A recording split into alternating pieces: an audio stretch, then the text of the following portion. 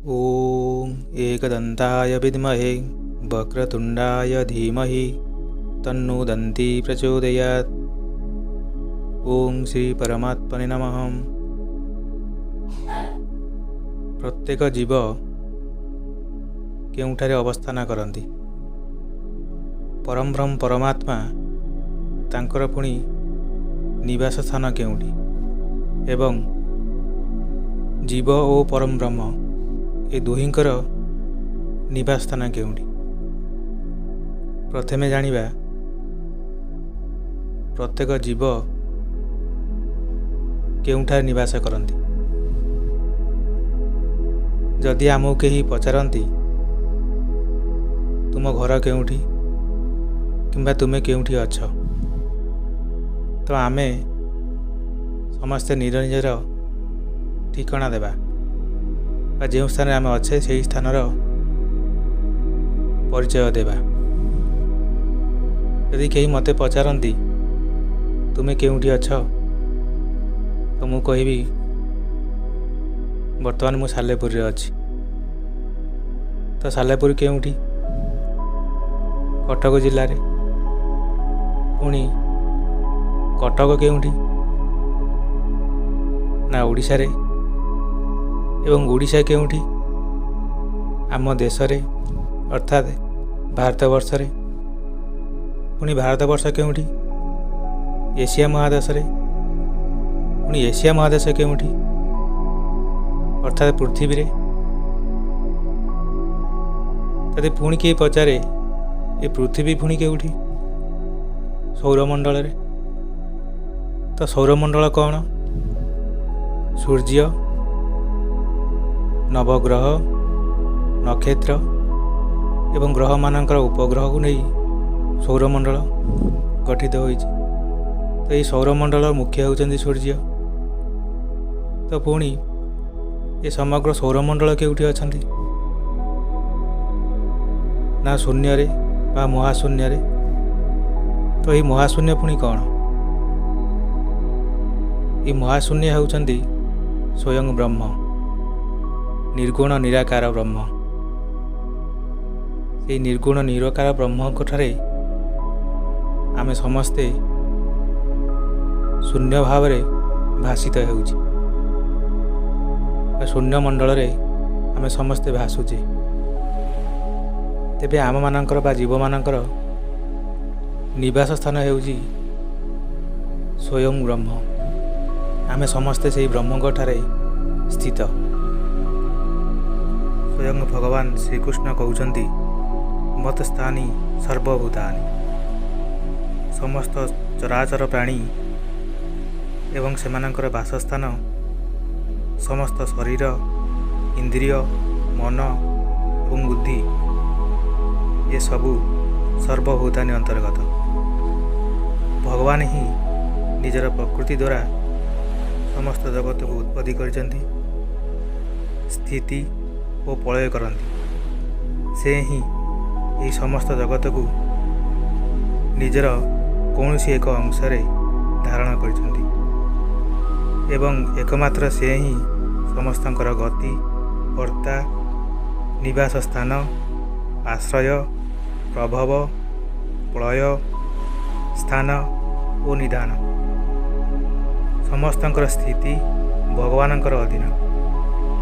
सकल भूत भगवान ठारे अवस्थित बोली कहा जाइछि। एबे देखिबा परम ब्रह्म केउठी अछन्ति।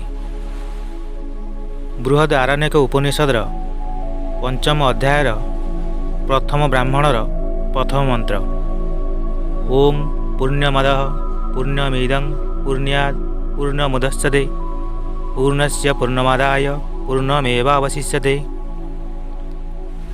सच्चिदानंद घन परम ब्रह्म पुरुषोत्तम सबु प्रकार रे सदा सर्वदा परिपूर्ण अटंती। यही जगत मध्य सेही परम ब्रह्म द्वारा परिपूर्ण। कारण पूर्ण जगत सेही पूर्ण ब्रह्म ठारू उत्पत्ति होइछि। एही प्रकार रे परम ब्रह्मंकर पूर्णतारे यही जगत पूर्ण अटे। से पूर्ण ब्रह्म ठारू यही जगत पूर्ण को काढ़ी नेले मध्य ସେହି ପୂର୍ଣ୍ଣବ୍ରହ୍ମ ଠିକ୍ ସେମିତି ପରିପୂର୍ଣ୍ଣ ହୋଇ ରହିଥାନ୍ତି। ପୁନର୍ବାର ଦେଖିବା ଈଶାବାସ୍ୟ ଉପନିଷଦର ପ୍ରଥମ ମନ୍ତ୍ର ଓଂ ଈଶାବାସ୍ୟମିଦ ସର୍ବ ଯତ୍ କିଞ୍ଚିତ୍ ଜଗତ୍ୟାଂ ଜଗତ୍। ଏହି ଅଖିଳ ବିଶ୍ୱବ୍ରହ୍ମାଣ୍ଡରେ ଯାହା କିଛି ଆମେ ଦେଖୁଛେ, ଯାହା କିଛି ଆମେ ଶୁଣୁଛେ, ଯାହା କିଛି ଆମେ ଜାଣିଛେ, ଏ ସବୁ କିଛି ସେହି ସର୍ବାଧାର, ସର୍ବନିୟନ୍ତା, ସର୍ବାଧିପତି, ସର୍ବଶକ୍ତିମାନ, ସର୍ବଜ୍ଞ, ସର୍ବକଲ୍ୟାଣ ଗୁଣ ସମ୍ପୂର୍ଣ୍ଣ ପରମେଶ୍ୱରଙ୍କ ଦ୍ୱାରା ବ୍ୟାପ୍ତ ହୋଇଛି। ଏ ସମଗ୍ର ଜଗତର କୌଣସି ବି ଅଂଶ ତାଙ୍କଠାରୁ ଅଲଗା ନୁହେଁ। ଶ୍ରୀମଦ୍ ଭଗବଦ୍ ଗୀତାରେ ଭଗବାନ କହୁଛନ୍ତି ମତଃ ପରତରଂ ନାନ୍ୟତ୍ କିଞ୍ଚିଦସ୍ତି ଧନଞ୍ଜୟ ମୟି ସର୍ବମିଦଂ ପ୍ରକୃତଂ ଶ୍ରୁତ୍ରେ ମଣିଗଣାଇବ। ଏ ଅର୍ଜୁନ, ମୋ ବ୍ୟତୀତ ଏ ଜଗତରେ କିଞ୍ଚିତ ମାତ୍ର ମଧ୍ୟ ଅନ୍ୟ କିଛି ନାହିଁ। ଗୋଟିଏ ସୂତାରେ ମଣିମୁକ୍ତା ଗୁନ୍ଥା ହେଲା ପରି ଏ ସମଗ୍ର ଜଗତ ମୋ ଠାରେ ଗୁନ୍ଥା ହୋଇଛନ୍ତି। ପୁନର୍ବାର କହୁଛନ୍ତି ମୟା ତତମିଦଂ ସର୍ବଂ ଜଗତ ବ୍ୟକ୍ତ ମୂର୍ତ୍ତିନା। ଏହି ସମଗ୍ର ବିଶ୍ୱବ୍ରହ୍ମାଣ୍ଡ ମୋ ଅବ୍ୟକ୍ତ ବା ନିର୍ଗୁଣ ସ୍ୱରୂପରେ ବ୍ୟାପ୍ତ ହୋଇଛି। ସନ୍ଥ ତୁଳସୀଦାସ କହୁଛନ୍ତି ଦେଶ ଦିଶି ବିଦେଶକୁ ମାଇ କହୁ ସୋ କାହା ଜହା ପ୍ରଭୁ ନାହିଁ। ଦେଶ ଦିଶି ଏଠାରେ ଏବଂ ଅନ୍ୟତ୍ର ଏମିତି କୌଣସି ସ୍ଥାନ ଅଛି ଯେଉଁଠାରେ କି ପ୍ରଭୁ ନାହାନ୍ତି। ଯଦି ଆମେ ସମ୍ପୂର୍ଣ୍ଣ 14 ଲୋକକୁ ଦେଖିବା, ଉପରକୁ 7 ଲୋକ ଏବଂ ତଳକୁ 7 ଲୋକ, ଭୂ ଭୁବ ସ୍ୱଃ ମହ ଜନ ତପ ଏବଂ ସତ୍ୟଲୋକ। ଏବଂ ତଳ ଲୋକ ଗୁଡ଼ିକ ହେଉଛି ଅତଳ, ବିତଳ, ସୁତଳ, ରସାତଳ, ତଳାତଳ, ମହାତଳ, ପାତାଳ ଓ ନର୍କ। ଏ ସମସ୍ତ ଲୋକରେ କେଉଁଠି ଅବା ପରମବ୍ରହ୍ମ ନାହାନ୍ତି? ସବୁଠାରେ ସେହି ଏକ ପରମବ୍ରହ୍ମ ବିଦ୍ୟମାନ, ତାଙ୍କ ବ୍ୟତୀତ ଆଉ କିଛି ନାହିଁ।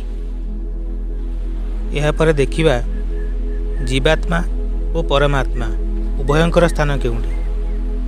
ଈଶ୍ୱର ସର୍ବଭୂତାନାଂ ହୃଦୟେ ଅର୍ଜୁନ ତିଷ୍ଠତି। ଭଗବାନ ଶ୍ରୀକୃଷ୍ଣ କହୁଛନ୍ତି, ହେ ଅର୍ଜୁନ, ଈଶ୍ୱର ସମସ୍ତ ପ୍ରାଣୀଙ୍କର ହୃଦୟରେ ନିବାସ କରୁଛନ୍ତି।